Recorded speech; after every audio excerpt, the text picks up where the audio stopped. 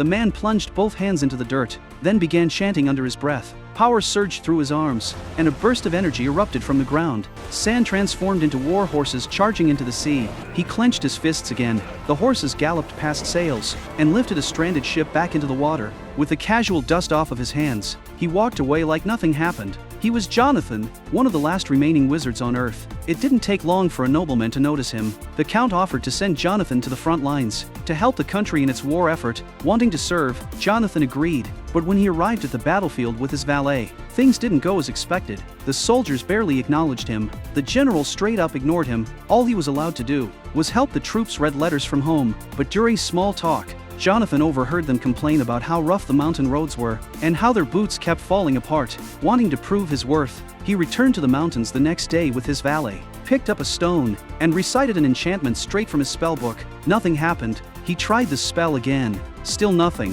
Frustrated, he hurled the stone away and turned to leave. But then, the rock split in half. The entire mountain began to shake.